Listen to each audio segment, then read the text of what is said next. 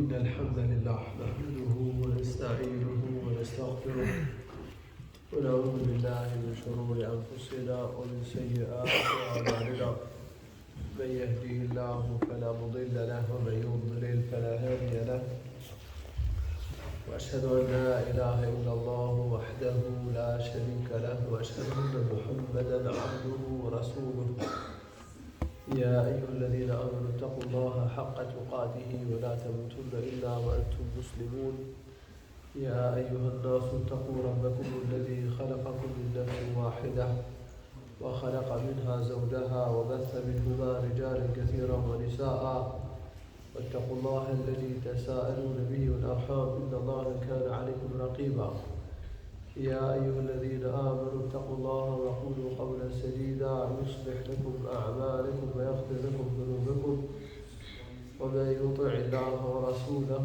فقد فاز فوزا عظيما أما بعد فإن خير الحديث كتاب الله وخير الهدي لمحمد صلى الله عليه وسلم وشر الأمور محدثاتها وكل محدثة بدعة وكل بدعة ضلالة وكل ضلالة في النار.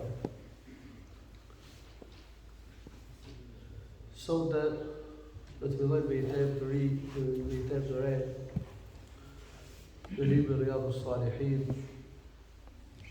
Autori Allahu mëshiroft thot bab Keramatul Awliya'i wa fadluhum, kerametet e evlijave dhe mirësia e tyre. Keramet do të thot gjendje e jashtëzakonshme. Në anën gjuhësore, keramet do të thot dërim, vullneti. Një dërim që Allahu i lartësuar ja bën njeriut.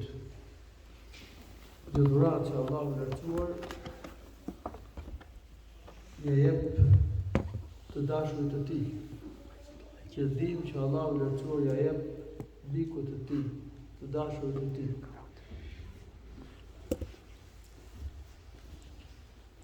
Kështu që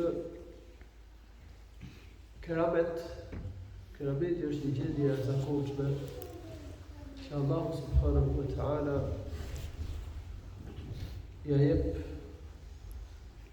njeriu që e do.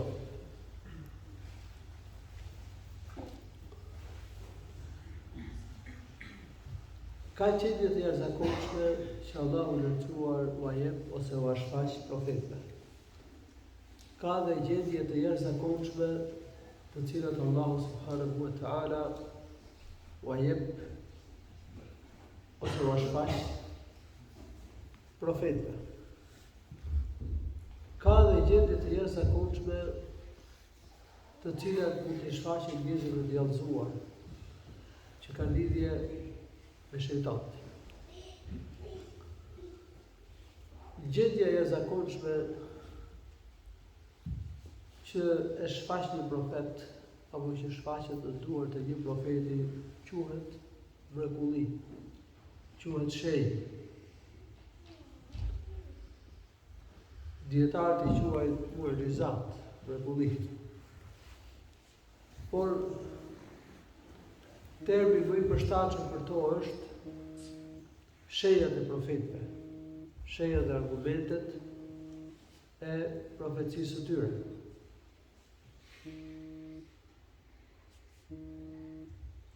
Dhe argumentet e profecisë që Allahu i lartësuar nga dhënë profetëve janë të ndryshme.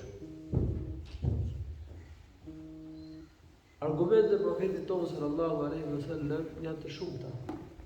Profeti sallallahu alaihi wasallam ka lajmëruar për gjëra që do të ndodhin në të ardhmen dhe kanë ndodhur ashtu siç i ka thënë profeti sallallahu alaihi wasallam. Pra Allahu ka treguar diçka të fshehtë profetit që do të ndodhte në të ardhmen. Kjo është shenja e profecisë. Profeti sallallahu alaihi wasallam ka bërë lutje dhe Allahu i lartësuar i ka pranuar lutjen, ka ndodhur kjo në shumë raste. Profeti sallallahu alaihi wasallam ka sjellë argumente më të madh që është Kur'ani dhe aspektet e mrekullisë së Kuranit janë të ndryshme. Kurani është mrekulli duke e parë nga ndërtimi gjuhësor, stili gjuhësor, është mrekulli duke parë legjislacionin e tij, është mrekulli gjithashtu për sa i përket lajmeve dhe njohurive që jep, është mrekulli dhe sa i përket të dhënave shkencore, Allahu Lartësuar ka përmendur të dhënat e Kur'an dhe ato përpushen me zbulimet e kohëve të fundit. Pra, aspektet e mrekullisë Kur'anit janë të shumta. Allahu subhanahu wa ta'ala i dha profetit sallallahu alaihi wasallam dhe çajin e hënës. Udhëtimi i Isra dhe Mirajit dhe që nga mrekullitë e profetit sallallahu alaihi wasallam, shtimi i ushqimit dhe i pijes dhe shumë shenja të tjera. Kështu që gjendjet e jashtëzakonshme që Allahu Lartësuar ka dhënë profetit sallallahu alaihi wasallam dhe i quajnë ajat, shenja, dokument të profecisë së tij sallallahu alaihi wasallam. Gjendja e jashtëzakonshme që Allahu Lartësuar ja jep të dashurit të tij quhet keramet. Që besimtarit të mirë dhe të devotshëm. Ky është evlia e Allahut, është i dashur i Allahut.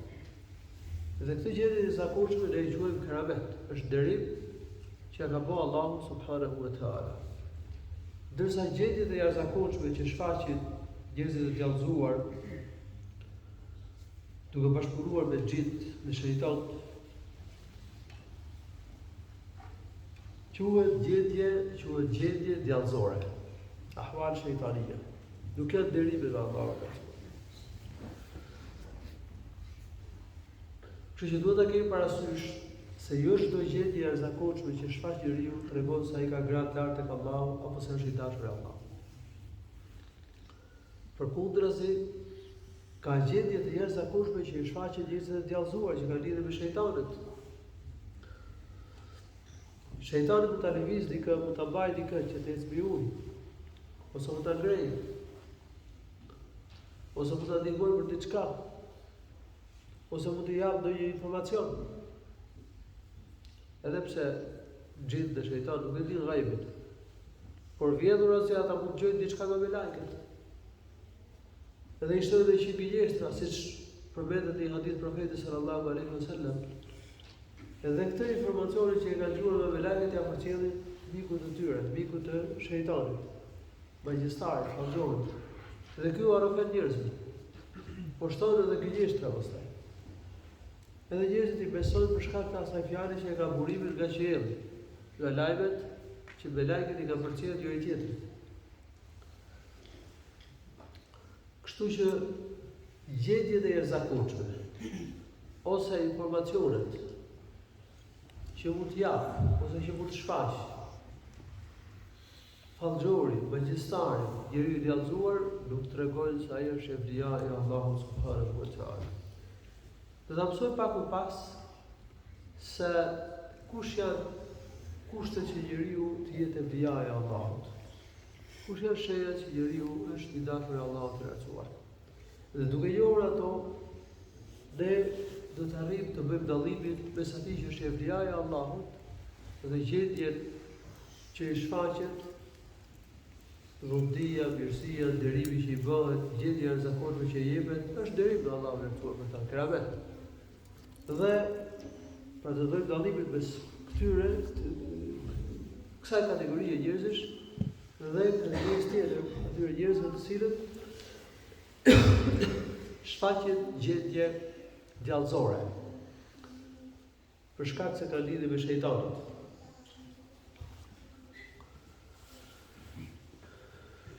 Ku qëndron ndryshimi mes mrekullisë që Allahu i lartësuar ja jep një profeti dhe derimit që Allahu i lartësuar ja jep një evliaj, një të dashurit të tij? Dihet që profetët kanë një gradë më të lartë tek Allahu i lartësuar. nuk mund të ketë enbija që ka grad më të lartë tek Allahu i lartësuar se sa profeti. Profetët janë grad më të lartë. Pastaj vijnë evlijat e Allahut subhanahu wa taala. Dhe kjo është në kundërshtim me atë që besojnë sektet e sufizmit. Ka sektet e sufizmit që besojnë se themeluesi i tarikatit të tyre është më i mirë se sa profetët. Pretendoj se vula e evlijave sipas tyre, dhe kjo është sajis, nuk ka argument për pretendimin se ka vulë të evlijave, por pretendoj që vula e evlijave është më i mirë se sa profetët. Ka shprehur diçka të tillë Ibn Arabi, që ka qenë një sufist, një panteist, edhe është një nga figurat që e grejnë dhe e ladrojnë shumë sektet e sufizmit. Atëherë, ku qëndron ndryshimi mes mrekullisë së profetit dhe dërimit që jepet një evlijaje? E para, mrekullia jepet një profeti. Ati njeriu që Allahu i lartësuar e ka dërguar profet, të dërguar lajtar, ndërsa gjendja e zakonshme si dërim, kerameti, i jepet një të dashurit të Allahut subhanahu wa taala, një besimtar i devotshëm. E dyta, mrekullit e profetëve, mrekullit profetit ka arritur përmes profetësisë. Pra Allahu i lartësuar më ka dhënë atyre duke qenë se ata janë profetë, se ata i ka zgjedhur si profetë. Ndërsa derimi nga Allahu i lartësuar, derimi që Allahu i lartësuar e bën robit, arrihet me besim dhe me takwa. Kush ka besim dhe takwa bëhet i dashur Allahut. Dhe Allahu i lartësuar i nderon të dashurit e tij. Siç ka thënë Kur'ani, "Ela inna awliya Allahi la khawfun alayhim wa la hum yahzanun." Vërtet, evlijat e Allahut të lartësuar as nuk friksohen dhe as nuk friksohen. Nuk do të friksohen për çfarë vjen.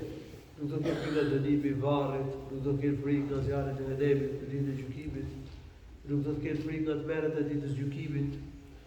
Dhe as nuk do të pikëllohen për çfarë ka lënë në këtë botë. Po cilët janë evlijat e Allahut? Allahu i lartësuar thotë: "Alladhina amanu wa kanu yattaqun." Ata që kanë besuar dhe kanë pas frikë Allahut, i kanë zbatuar detyrat e fesë, janë ruajtur nga gjunahet. Këta konsiderohen evlijat e Allahut të lartësuar. Alladhina amanu wa kanu yattaqun. Lahumul bushra fil hayatid dunya wa fil akhirah. Këta njerëz janë miq të Allahut të lartësuar, do ketë lajm të gëzuarshëm për mirësi në këtë botë, dhe do ketë dhe lajmin e gëzuarshëm për mirësinë e xhenetit në ahiret. La tabdila li kalimatillah. Allahu i lartësuar nuk e ndryshon fjalët e tij, ai nuk e thyer premtimin e tij. Dhalika al-fawzul adhim. Kjo është fitoria madhështore.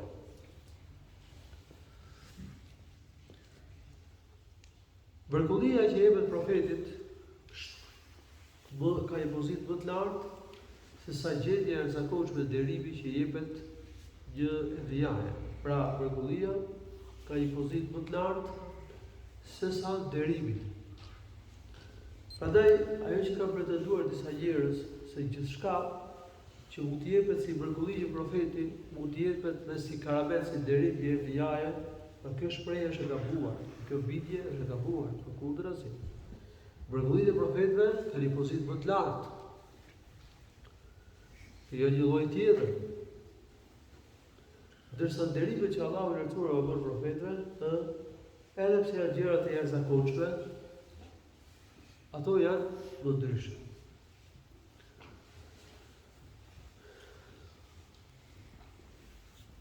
Por për mrekullitë unë i dhash disa shembuj, sa mrekulli që Allahu i lartësuar ka dhënë profetit tonë. Ku të përmendet dhe disa mrekulli që Allahu i lartësuar ka dhënë profetëve të mëparshëm. Për shembull, Allahu i lartësuar i dha shkopit Musait alayhis salam që e hidhte dhe kthehej në ngjarje për gjigant. Allahu i lartësuar për Musait e Habidetit. Ibrahim alayhis salam nuk e dogji zjarrin. Allahu subhanahu wa ta'ala si shej, si mrekulliku Salihun alayhi salatu wassalam, e nxori një deve nga shkëmbi. Musa Isai alayhi salatu wassalam me lejen e Allahut i gjallë të vdekurit. Dhe me lejen e Allahut të lartësuar u kthen në shikimin të verbërve. Shëronte pra me lejen e Allahut të lartësuar ata që kishin të lidhur të verbër dhe ata që vuanin nga smundja e lebrës. Ose i smundja e rëndë lëkure. Përmendëm disa mrekullit profetëve. Përmendëm tani disa keramete që Allahu na lartësuar jep, përmendëm shembuj kerametesh. Për shembull, rrezku që i vite Meriemës alayha salam.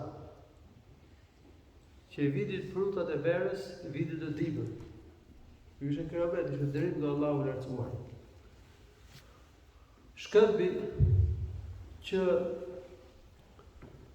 u largua nga gryka e shpellës për ata 3 personat që ishin bllokuar në shpellë, secili prej tyre bëri një lutje dhe Allahu i lartësuar pranoi lutjen dhe në mënyrë të jashtëzakonshme e largoi shkëmbin nga gryka e shpellës. Do ta përmendim këtë keramet inshallah taala kur të sjellem të tregim këtë kapitull. Kjo është keramet që Allahu i lartësuar bëri atyre, dërim i gjë e jashtëzakonshme që Allahu i lartësuar bëri për ta, si dinë për ta.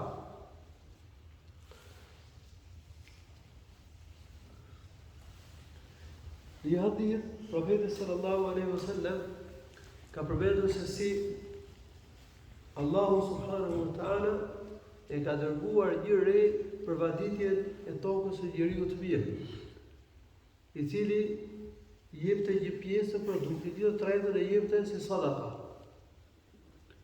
Dhe Allahu i lartësuar dërgoi një re vetëm për vaditjen e tij, vetëm për vaditjen e tokës së tij, rizqi hadiqat e fulan. Vadit kopshtin e filanit. Do të vijë edhe ky tregim inshallah taala, është një hadith që ka transmetuar Abu Huraira dhe që e ka shëruar Imam Muslimi në Sahihun e tij. Pra Allahu i lartësuar mund ta furnizoj me rrezik, me jetesë, në mënyrë të jashtëzakonshme një të dashur të tij, mund ta shpëtoj nga një rrezik në mënyrë të jashtëzakonshme. Mund ta shpëtoj nga një armik në mënyrë të jashtëzakonshme. Mund që Allahu i lartësuar të dashurit të tij të japë një informacion në ëndër, mund të shfaqet diçka që i nevojitet atij. Pra, kerametet e bijave al-haq dhe përmendur disa nga shembujt e tyre. Atëherë vazhdojmë me ndryshimet mes mrekullive të profetëve dhe kerameteve të evlijave.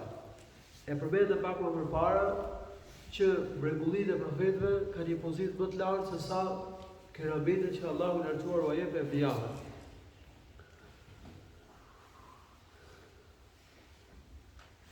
Mrekullitë e profetëve kanë përfundim të mirë, se profetët janë të mirë dhe të zgjedhur, dhe të gjithë profetët kanë pas përfundim të mirë. Kështu që mrekullitë e profetëve kanë padur përfundim të mirë dhe të lavdërueshëm.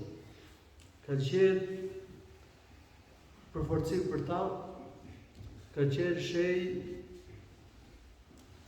që t'u besonin njerëzit,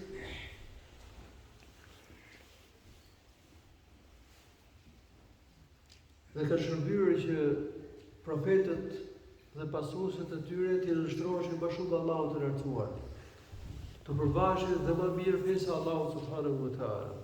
Ndërsa kerameti mund të jetë deri për njeriu, gjendja e jashtëzakonshme mund të jetë deri për njeriu, por mund të jetë edhe sprovë për të. Ka njerëz që Allahu i lartësuar ka dhënë keramet, ka dhënë gjendje të jashtëzakonshme, por më pas ata kanë devijuar nga feja e Allahut të lartësuar. Dhe derimi që është bërë atyre nuk ka shërbyer për ngritjen e tyre, por përkundrazi ka qenë sprovë për ta. Dhe për shkak se ata s'kan falendëruar Allahun, për shkak se ata nuk janë ushtruar Allahun, për shkak se ata e kanë bajtur vetët më lart, i ka shkatruar Allahu i lartësuar. Do ta përmend edhe pak më pas me fjalë që mundet që ligjëria e jashtëzakonshme që i jepet njeriu mund të jetë plan për dëshkimin e tij.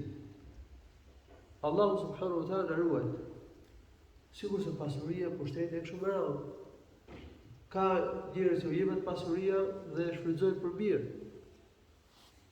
E shfrytëzojnë për të bërë vepra të mira dhe fitojnë gra të larta tek Allahu i lartësuar. Po ka njerëz që pasurinë e shfrytëzojnë për të bërë vepra të këqija. Dhe kështu pasuria bëhet sebeb për dëshkimin e tyre.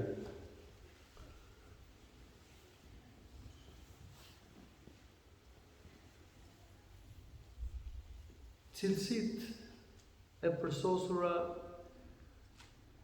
janë 3. 1. Dituria plot. 2. Pushteti absolut dhe plot. 3. Plotësia.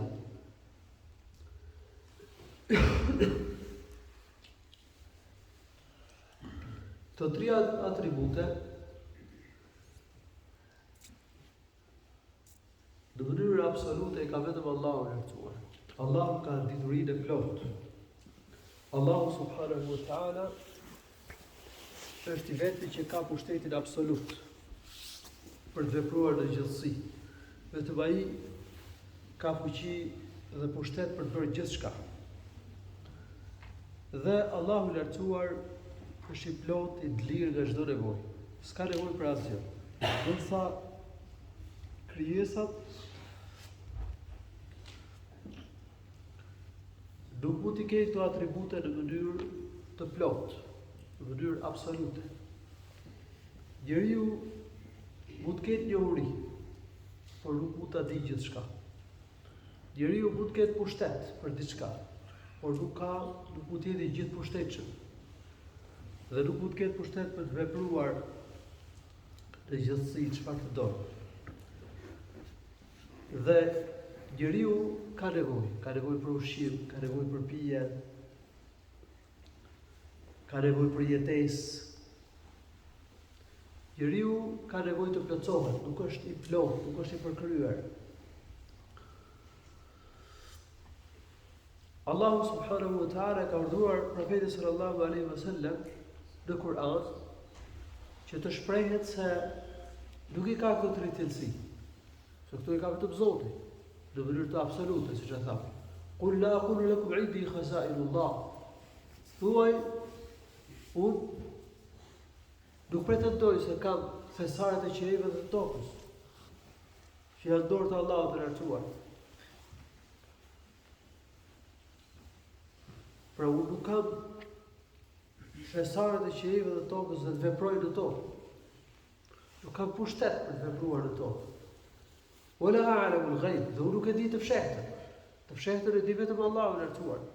Wala aqulu lakum inni malak. Dhe unë nuk ju them juve se jam melek.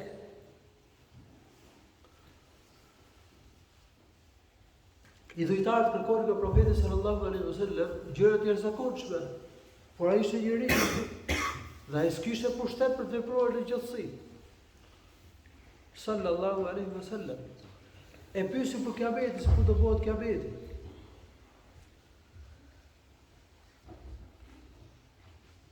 Përpiqeshin që të flisnin kundër profetit sallallahu alaihi wasallam, duke thënë se ky ha ushqim, ky lëviz në treg. U yamshi fil aswaq. Duke përmendur cilësitë njerëzore që kishte profeti sallallahu alaihi wasallam. Pra ata kërkonin që profeti të kishte cilësitë e Zotit të gjallësisë, ndërsa Allahu i lartësuar ka urdhëruar profetin sallallahu alaihi wasallam për atë thotë: "Hel kuntu illa basharan rasula." Unë jam vetëse njeri i dërguar, nuk kishte atribute hyjnore. Sallallahu alaihi wasallam. Por njeriu mund të ketë aq dituri sa jep Zoti. mund të ketë pushtet ose ndikim për të bërë diçka, ai sa jep Zoti. Dhe mundet që njeriu të plotësohet një nevojë në mënyrë jashtëzakonshme që ja mundson Allahu i lartësuar. Për shembull, profeti sallallahu alaihi wasallam ka nevuar për diçka të fshehtë. Por këtë e ka treguar Allahu dhe ka thënë në gjërat e fshehta vetëm ai sa i ka treguar Allahu i lartësuar. Ka treguar se ku do të briteshin disa njerëz në luftën e Bedrit. Sallallahu alaihi wasallam. Ka treguar për disa shenja të Kiametit dhe janë realizuar siç e ka treguar profeti sallallahu alaihi wasallam. Por këto janë informacione që ka dhënë Allahu në të fshehtë. Profeti s'e ka ditë ghaibin, s'e ka ditë të nesërmen. Ka ditur vetëm ato që ka treguar Allahu i lartësuar. Dhe këto hyn ke shenja ke mrekullitë e profetit sallallahu alaihi wasallam. Gjithashtu profeti me një grup vogël ka mposhtur një grup të madh. Me 300 e ca vete në luftën e Bedrit, kanë mposhtur një grup të madh, grupin e idhujtarëve. Allahu i lartësuar ka ndihmuar dhe me melajket. Pra, Allahu i lartësuar ka dhënë pushtet profetit kundër idhujtarëve. Kështu që dhe pushtet, dhe forcë, dhe ndikim kundër armiqve, kundër kundërshtarëve, dhe ndikim për të vepruar profeti sallallahu alaihi wasallam ka pas ai sa i ka dhënë Allahu i lartësuar, as pak më tepër. Edhe këtë çështje plotësimit të nevojave. Allahu subhanahu wa taala ja ka shtuar ushimin profetit sallallahu alaihi wasallam. Dhe gjithë mrekullitë e profetit ka qenë shtimi i ushimit. Në shumë raste do të përmendet disa hadithe gjatë shpjegimit të haditheve të kësaj teme, që flasin për këtë çështje, shtimin e ushimit. Gjithashtu dhe shtimi i ujit ka ndodhur në shumë raste. Hadithet që flasin për shtimin e ujit kanë arritur gradën mutawatir. Pra kjo hyn ke plotësimi i nevojave. Profeti ka shfaqur gjëra të tilla, po ai sa ja ka mundsuar Allahu subhanahu wa taala. Atëherë se ruam që këto tre cilësi në mënyrë absolute i ka vetëm Zoti. Dhe nga këto trija, Allahu i lartësuar u shfaq profetëve ose evlijave ai sa do. U e shfaq diçka. Do një informacion mund ta një evlija mund të marrë një informacion në ëndër, mund të shfaqet diçka që do të ndodhë. Mundet që Allahu ta ndihmojë një evlija në mënyrë të jashtëzakonshme. Mund të jap pushtet për diçka. Mund të jap një ndihmë. Mundet që Allahu t'ia plotësojë një nevojë një evlijaje në mënyrë të jashtëzakonshme, shtim ushqimi, shtim pije, ose mund ta shpëtojë nga një rrezik.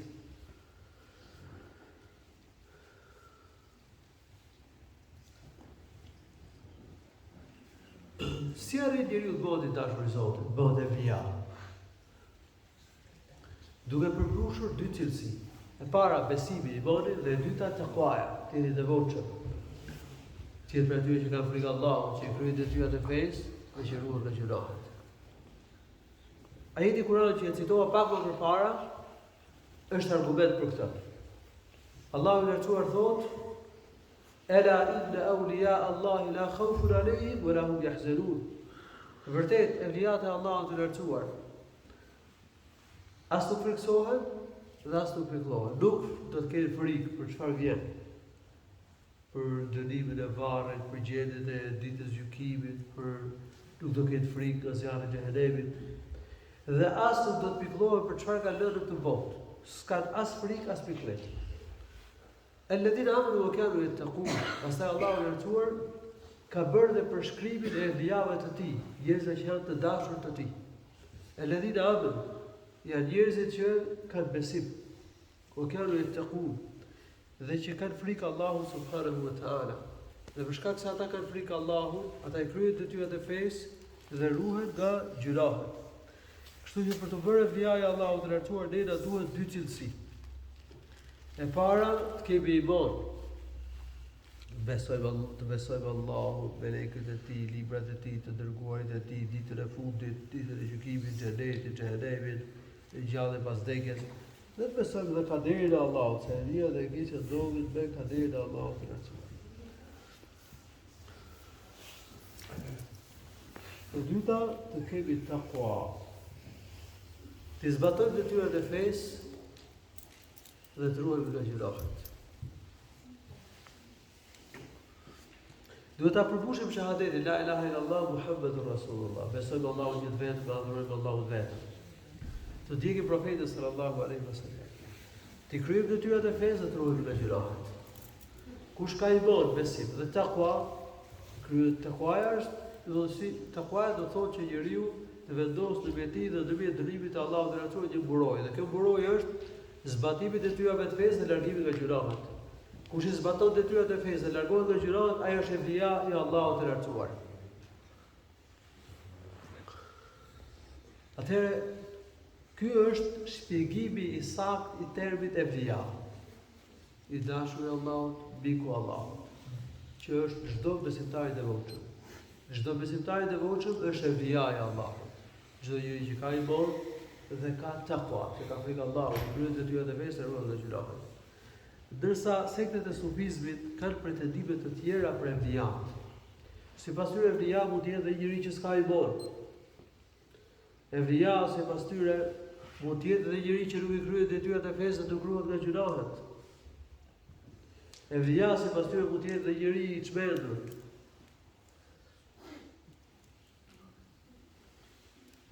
Edhe njëri që bën gjunahet më dha. Por këto janë koncepte të këqija. Janë kundërshtim me Kur'anin dhe kundërshtim me hadithet e profetit sallallahu alaihi wasallam. Pasi Allahu e ka përmendur cilësitë e evlijave. E ka përmendur se si arrin njeriu të bëhet evlija i Zotit. Dhe i bën dhe me takwa. Kështu që kush nuk ka besim, s'mund të jetë i dashur i Zotit, nuk mund të jetë evlija. Po kështu, kush nuk ka takwa, dhe nuk është për atyre që kryen detyrat e fesë dhe që ruhet nga gjunahet, s'mund të jetë i dashur i Allahut, nuk mund të jetë evlija i Allahut të lartësuar. Profeti sallallahu alaihi wasallam në një hadith i ka folur për evlijat. Është një hadith që ka transmetuar Abu Huraira radhiyallahu anhu, i cili ka treguar se profeti sallallahu alaihi wasallam ka thënë qala Allahu ta'ala, Allahu i lartësuar ka thënë, ky është hadith qudsi, këtë është fjalë hyjnore. Man 'ada li waliyan faqad aadhantuhu bil harb. Allahu i lartësuar ka thënë, kush mundon një mik të timin, unë atij i hap luftë. Kështu, kush dëmton një evlija të Allahut, kush i bën padrejti një evlijaje, kush e mundon atë, ai është në luftë me Allahun. Allahu na ruaj, prandaj duhet që të bëjmë padrejti, mos bëjmë keq. Sidomos kur është fjala për evlijat e Allahut, sepse ata janë në kujdesin e Allahut, ata i vronë Allahut. Kështu që e para, nëse duam që ne të jemi në kujdesin e Allahut, që na ruaj Allahu, na mbrojë Allahu, na mbrojë Allahu nga keqbërësit, na mbrojë Allahu nga armiqt, le të bëhemi të dashur të Allahut, evlijat e Allahut. E dyta, të bëjmë kujdes. Mos i dëmtojmë evlijat, mos i prekim ata. Sepse kush dëmton ndonjë evlija, kush e mundon një evlija, ai është në luftë me Allahun subhanahu wa taala. Në vazhdim të këtij hadithi qudsi Allahu i lartësuar thotë: "Wa ma taqarraba ilayya 'abdi bi shay'in ahabbu ilayya mimma aftaradtuhu 'alayhi." Robi nuk mund të afrohet tek unë me diçka që unë e dua më shumë se sa ato që unë ja kam bërë detyrë. Pra njeriu nuk mund të afrohet tek Allahu me diçka që Allahu e pëlqen më shumë se sa farzet. Për të afruar tek Allahu, pikë së pari duhet të kryejmë farzet. Për shembull, të falim rregullisht 5 namaze, të respektojmë prindrit, të bëjmë drejtësi e të tjera detyra. Duhet të ruhemi dhe nga gjunahet. Pastaj të bëjmë vepra nafile. Se sa më shumë vepra nafile që të bëjë njeriu, aq më shumë afrohet tek Allahu i lartësuar. Thot Allahu i lartësuar në këtë hadith qudsi, pra në vazhdim të këtij hadithi qudsi, "Wa la yazalu 'abdi yataqarrabu ilayya bin nawafil hatta uhibba." Robi im do të vazhdojë të afrohet tek unë me veprat nafile derisa unë ta dua ata. Veprat nafile, për shembull, të falësh 12 sunetet. Sunetet para farzit dhe pas farzit. falësh vitrin. Namazi vitrit është një sunet tepër i fortë. Për shembull, agjërimi i 6 ditëve të muajit Shawal. Agjërimi i ditës 93. Sadakaja. Këndimi i Kuranit, dhikri e tjerë. Pra, me vepra nafile afrohemi dhe më shumë tek Allahu i lartësuar. Kështu që në vazhdimsi përpiqemi të bëjmë vepra nafile që të bëhen të dashur të Allahut. Se pas farzave me vepra nafile njeriu bëhet akoma më i dashur për Allahun subhanahu wa taala. Fa idha ahbabtuhu kuntu sam'ahu alladhi yasma'u bih, wa basarahu alladhi yubsiru bih, wa yadahu allati yubtishu biha, wa rijluhu allati yamshi biha. Thot Allahu i lartësuar në vazhdim të hadithit qudsi, kur unë tatua robin tim, unë do bëhem të dëgjuarit e tij, të shikuarit e tij, dora e tij dhe këmba e tij. Po veç kuptim. Jo me kuptimin që Allahu bashkohet me robin. Jo me kuptimin që Allahu bëhet njësh me robin. Se Allahu është mbi gjitha krijesat. Ai është i ndarë nga krijesat e tij. Por me kuptimin që Allahu i lartësuar ja mundson ti robit që këto gjymtyr ti përdor për mirë, për vepra të mira, dhe jo për vepra të këqija.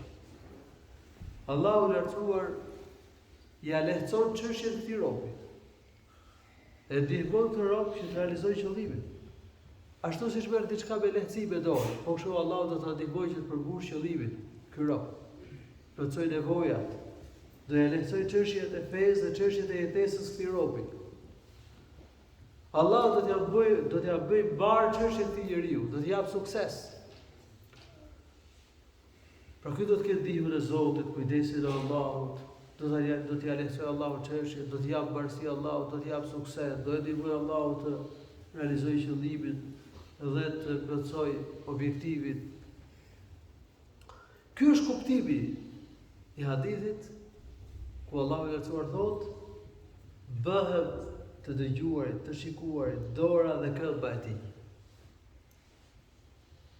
Jo me kuptimin që Allahu bashkohet me robin apo bëhet njësh me ta, siç e shpjegojnë pateistët. Këtë shpjegim është kufër. Allahu është i ndarë nga krijesat. Zoti nuk është rob.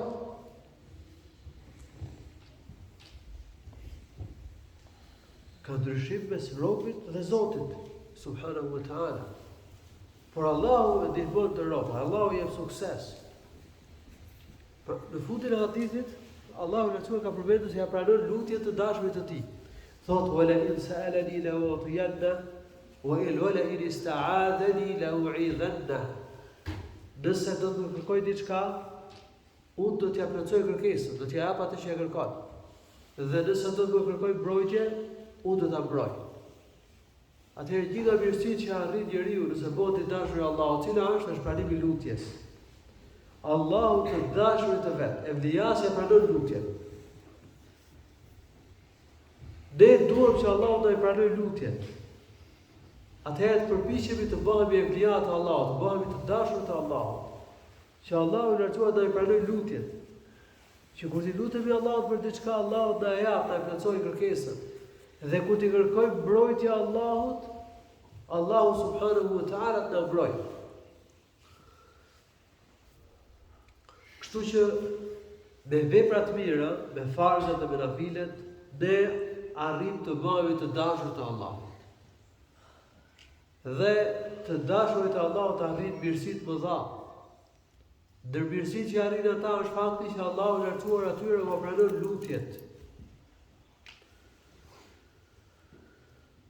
Kështu që njeriu bëhet i avlia i Allahut me iman, me takwa, me vepra të mira, duke i bërë farzet, duke bërë edhe vepra nafile. Dhe evliat e Allahut janë shkallë. Evlia konsiderohet ata që kryejnë detyrat e fesë dhe ruhen nga gjunahet. Por që shkallë më të lartë dashuria tek Allahu i lartësuar, pra grada e evlia Allahu, janë ata që përveç farzave bëjnë edhe vepra nafile. Përveç farzave kryejnë edhe vepra që janë të pëlqyeshme.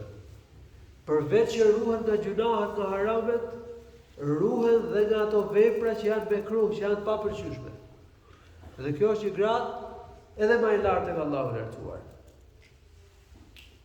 Ka thënë Allahu në Kur'an: "Thumma awrathna al-kitaba alladhina istafayna min ibadina, faminhum zalimun li nafsihi, wa minhum muqtasidun, wa minhum sabiqun bil khayrati bi'idhnillah."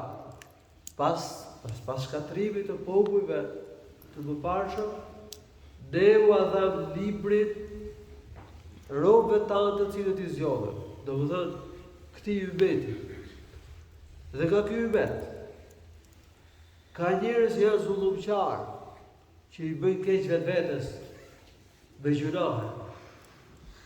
Ka njerëz që kryejnë detyra dhe ruhen nga janë mesatar, kryejnë detyra dhe ruhen nga gjunahe. Po minhum muqtasid. Dhe gjendje edhe ata që kryejnë detyra dhe ruhen nga gjunahe. Po minhum sabiqun bil khayrati bi'idhnillah.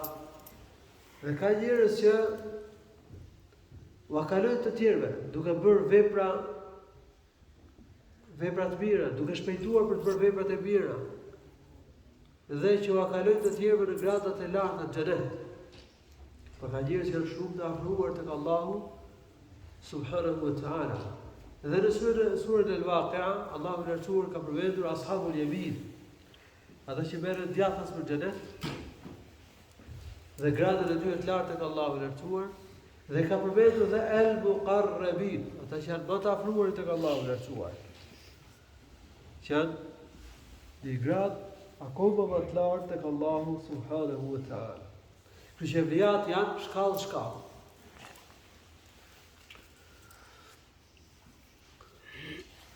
Evlijat të bëjnë dhe gjunahe.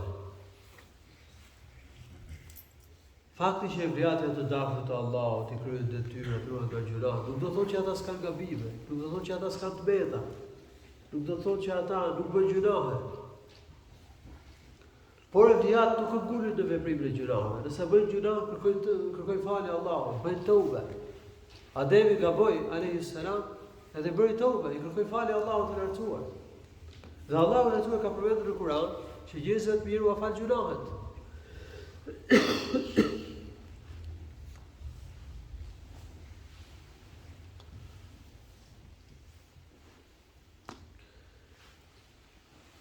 E theksova pak më përpara që jo çdo gjendje jashtëzakonshme tregon që njeriu është evlija i Allahut. Për të mësuar se cili është evlija i Allahut, duhet që me pa gjendjen e njeriut, nëse ai është besimtar i devotshëm apo jo, nëse e ndjek sunetin e profetit sallallahu alaihi wasallam apo jo. Kështu, nëse njeri shfaqet gjendje të jashtëzakonshme, por nuk e pason sunetin, nuk e kryen detyrat e fesë, nuk ruhet nga gjunahet, ky është njeri i djallëzuar, dhe gjendja që ka shfaqur nuk është deri nga Allah, por është gjendje djallëzore, një gjendje që e ka realizuar duke bashkëpunuar me shejtanin. Mundet për shembull që dikush sjellë informacion, e sqarova pak më përpara se si mundet që shejtani ta ndihmojë dikë për çështje të kësaj bote. Mund që ta bart nga një vend xhindi, mund ta bart nga një vend tjetër. Po ky nuk është tregues që ky njeri është i mirë.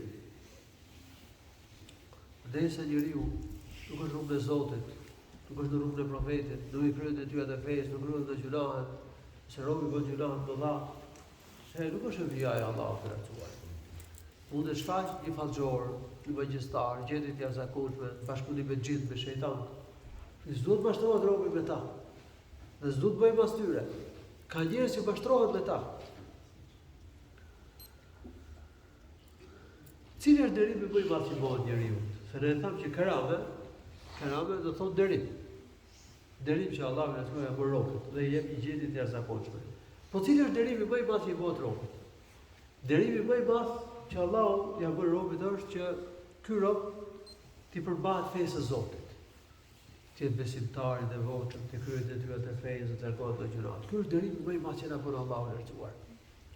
Nëse Allahu ne ka bërë të bindur ndaj Tij, ne ka bërë të devotshëm, ne ka udhëzuar që të kryejmë detyrat e fesë, të largohemi nga gjërat, ne ka bërë për atyre që i përmbahen fesë,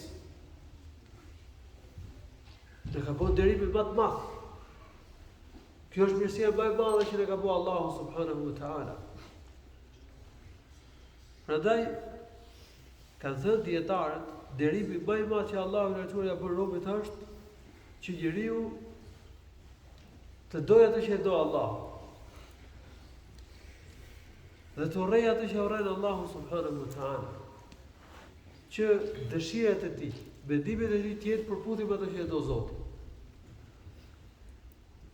Dhe të urrej ato që urren Allahu i lartësuar. Ti bindet Allahu, ti bindet të dërguarit të Allahut. Ti doj evlijat e Allahut dhe ti ndihmoj ata. Ti doj muslimanët dhe ti ndihmoj muslimanët.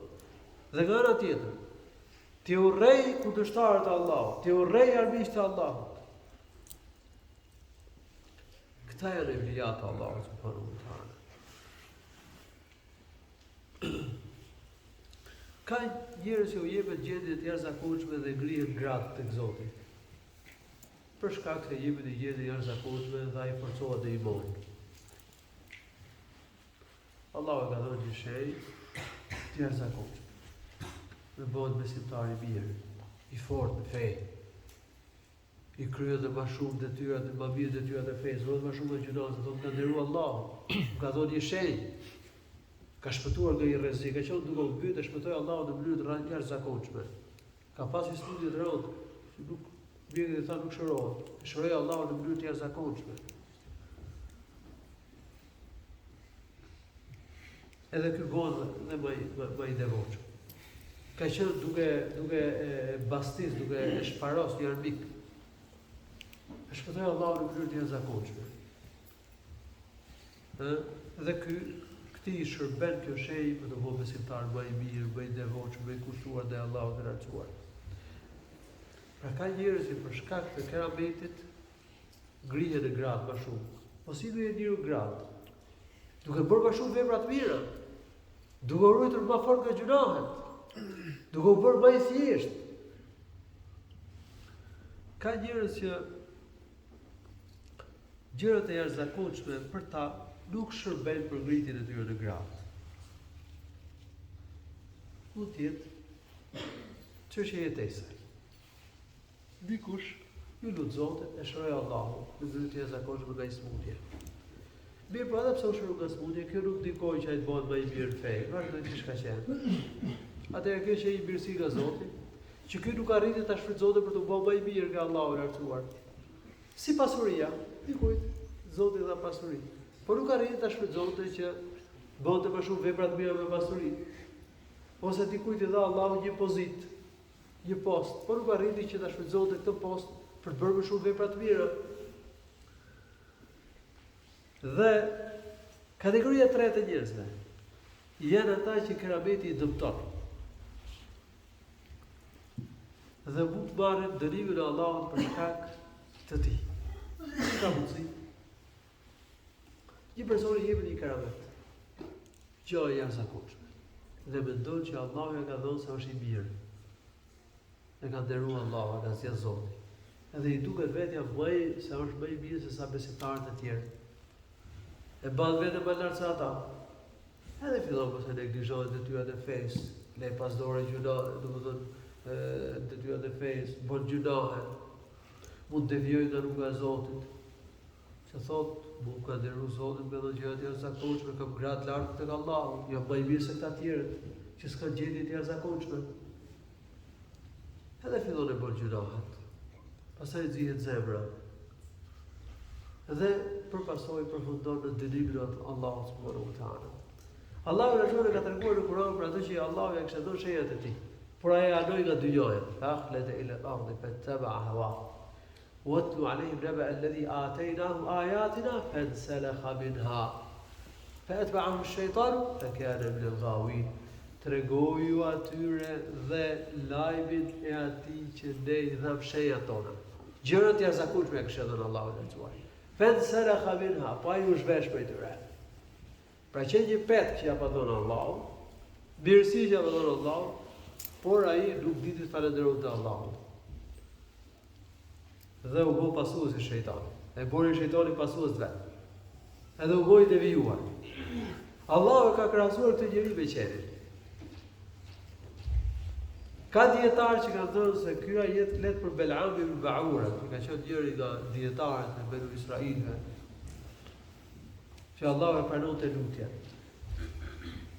Por ai bëri pasaj lutje kundër miqve të Allahut dhe e shkatroi Allahun e lartësuar. Ky është një tregim nga israelianët. Por në fakt, ajeti nuk flet vetëm për këtë. Flet për çdo kënd që Allahu i ka dhënë një gjendje të jashtëzakonshme, i ka dhënë një karamet, ja ka dhënë një shenjë. Dhe ai nuk ka përfituar prej saj, përkundrazi ka devijuar nga rruga e Zotit. Është bërë pasues i shejtanit. Allahu na ruaj.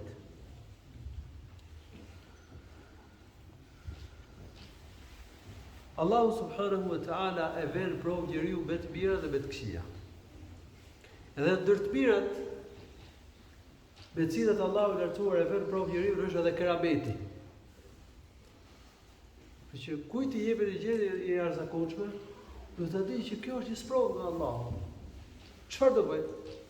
Do falenderoj Allahun apo jo? Ka thënë Sulejmani alayhis salam, që ka përmendur Allahu i lartësuar në Kur'an, li yabluwani ashkuru am akfur, që Allahu të më vëjë në provë. Sa do falenderoj Allahun e lartësuar, apo do jem prej atyre që do tregohen mosmirënjohës, që do i mohoj mirësitë e Allahut të lartësuar. Dhe kjo ne kuptojmë se kur vjen mirësia, qoftë nderimi, qoftë gjendja e jashtëzakonshme, si sprovë nga Allahu i lartësuar, ka njerëz që falenderojnë Zotin, bëhen më të mirë, bëhen më të thjeshtë, ndërshtrohen më shumë Allahun. Dhe ka njerëz që kretë të kundërt të saj, bëhen më të këqij, devijojnë nga rruga e Zotit, bëhen pasues të shejtanit.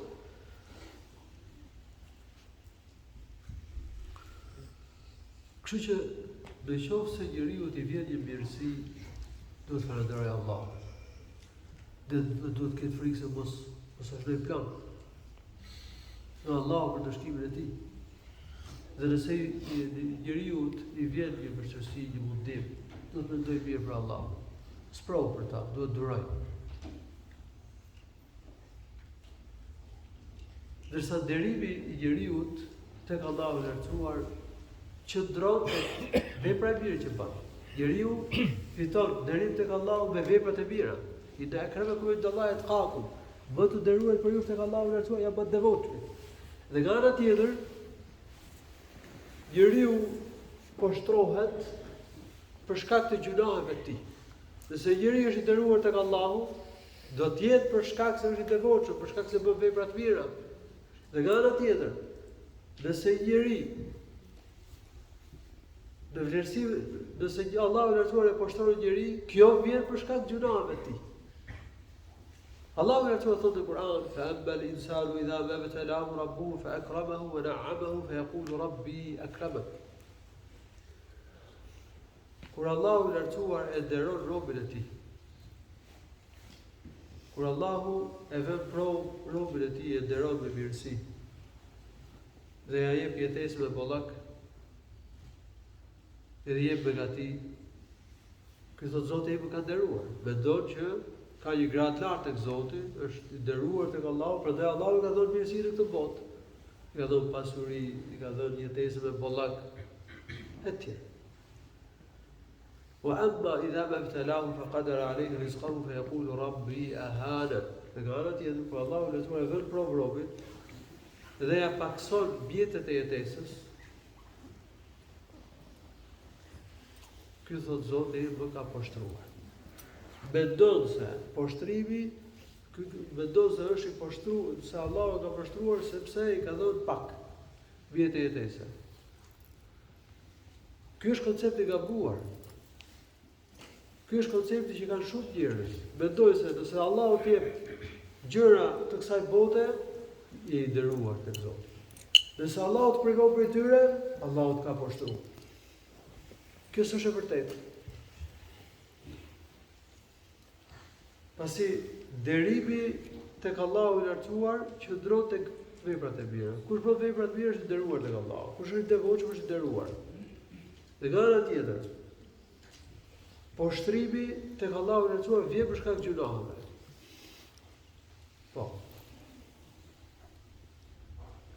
Dërsa pasuria apo varfëria janë sprov. Edhe kerameti është sprov. Edhe vështirësitë që mund të hasë njeriu në këtë botë janë sprov nga Allahu subhanahu wa taala. Dhe njeriu duhet që në rast kryesie të falënderojë. Dhe në rast varfërie, vështirësie kështu me radhë të durojë në mënyrë që të fitojë dërimin tek Allahu i lartësuar. Po dalë këtu thirrjet e Zarit, dhe pas e Zarit inshallah taala do të shëroj edhe pak gjëra të tjera që kanë mbetur në lidhje me këtë temë. Nëse i besimtari mirë nuk ka keramet, dhe gjendje të jashtëzakonshme, i shenjtë të jashtëzakonshme. Si ka ndodhur që ti ketë dhonë Zotit diçka të tillë? Kjo s'do të thotë që ai s'ka gratë lartë tek Zoti. Kjo nuk e dëmton tek Allahu i lartësuar. Se ka njerëz që kërkojnë me gulbim që Allahu t'u japë një shenjë. Por dietarët thonë, kërkoj që ti jesh për atyre që i përmbahen fesë, të ketë istiqame. Dhe mos kërkoj për atyre që mos kërkoj që patjetër të kesh një keramet, të kesh një shenjë, të kesh diçka të jashtëzakonshme.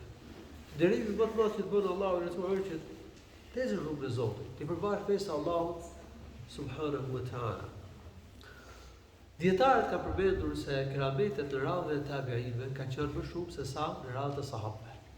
Se sahabët kanë jetuar me profetin, kanë parë shenjat e profetit sallallahu alaihi wasallam. Dhe i mori dyre shenjë fortë. Dhe nuk kanë pasur nevojë që të shfaqesh shumë keramete. Ndërsa kohën e tabiinëve, për shkak se ata nuk ishin jetuar me profetin sallallahu alaihi wasallam, nevoja që Allahu të jepte atyre keramete ishte më e madhe.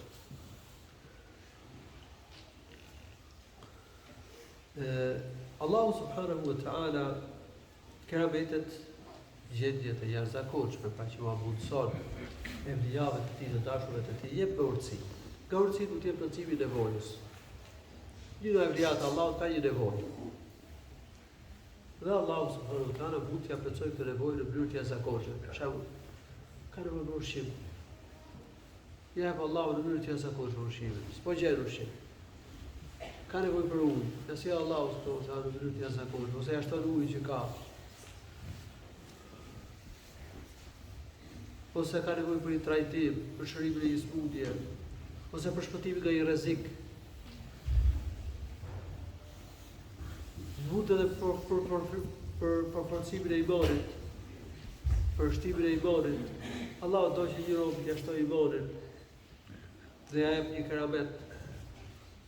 Ja tregon një shenjë, edhe kështu ai forcohet në iman. Mundet që gjendjet e jashtëzakonshme Allahu i lartësuar t'u jap besimtarëve si ndihmë për ta kundër armiqve. Dhe kemi dëgjuar për gjendjet e jashtëzakonshme që Allahu i lartësuar po ka mundsuar mujahid në rrugën e Allahut. Raste të shumta, lajme të shumta që kanë treguar njerëz që u kanë ndodhur vetë, apo që kanë transmetuar edhe nga të tjerë. Allahu ka ndihmuar, ka shpërtalluar miqtë e tyre, ka prish planin e arbikut, se ka dëmtuar për shembull dikë do mujahid të plani i arbikut ose arma e tij e kështu me radhë. Po mundet që kerameti të jetë edhe plan për ndëshkimin e ndonjërit. Allahu t'i jap gjendje të jashtëzakonshme dikujt, por ky nuk falënderon Allahun. E mban vetëm më lart. Bëhet pasuesi i shejtanit, devijon nga rruga e Allahut. Atëherë kjo shenjë, kjo gjendje e jashtëzakonshme, ky keramet nuk ka shërbyer për ngritjen e këtij njeriu, por kundrazi, ka qenë sebeb që ky të devijojë nga rruga e Allahut subhanahu wa taala. Allahu na lartësuar na ruajt. Nëse njeriu është besimtar i mirë dhe i devotshëm, dhe bie në një vështirësi, një situatë në ndryshme nga atyre të cilat nuk ka shpëtim, Allahu i lartësuar bën rrugdalje për të dhe në mënyrë të jashtëzakonshme. Prandaj ka thënë dietarë, nëse njeriu është besimtar i mirë, ka besim të drejtë, dhe është i devotshëm kryet vetë dhe vetë gjunahet, është e pamundur që ai të bjerë në vështirësi dhe Allahu mos bëj lehtësim për ta. Se Allahu nuk e thyer për timin e tij. Allahu në e thënë në Kur'an: "Wa man yattaqillaha yaj'al lahu makhrajan wa yarzuqhu min haythu la yahtasib." Kush ka frikë Allahut, duke kryer detyrat e fesë dhe duke ruajtur nga gjunahet, Allahu do ta shpëtojë atë nga mundimet, nga vështirësitë. Dhe do ta furnizojë atë nga nuk e mendon. E lusë Allahu subhanahu wa ta'ala i bëjtë të dobishme të që më shpegova. Allahu të bëjtë të mirë. Alhamdulillah rabbil alamin. Sallallahu wa sallam ala nabiyina Muhammad wa ala alihi wa sahbihi.